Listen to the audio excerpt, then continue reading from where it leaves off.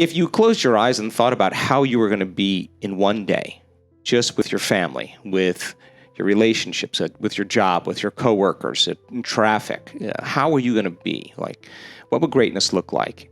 If you took the time to really rehearse those scenes in your mind, you would do the exact same thing as thinking about them. You would begin to install more hardware, priming your brain for the act, to cause your brain to look like you've already done it. That's what the research shows. So I want people to remind themselves of who they do want to be and get very familiar with it. Fire and wire, fire and wire.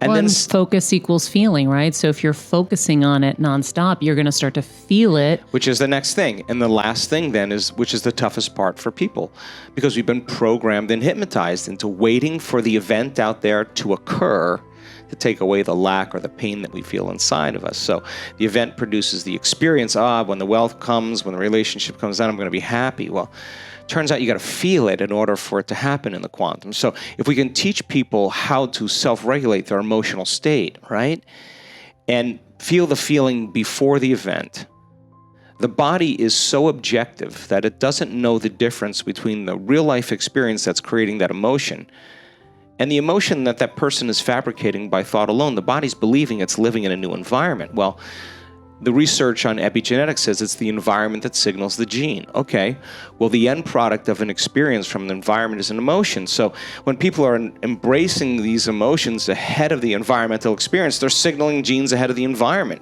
Their gratitude is actually healing them. Their wholeness is moving them back towards health.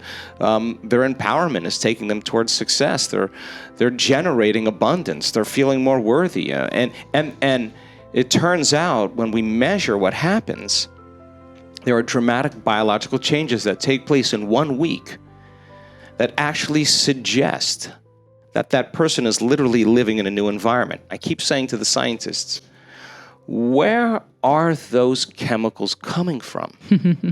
Where are they coming from? Where are they coming from? There's no exogenous substance that the person's taking to make these wonderful proteins and these wonderful enzymes and all these metabolites. It's coming from within them, right? So then I think the big thing, Maria, is that people do the best with what they think is available.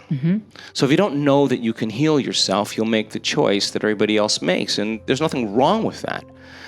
But we have such great evidence that suggests that you actually can, because we have great evidence and testimony. We have people doing it.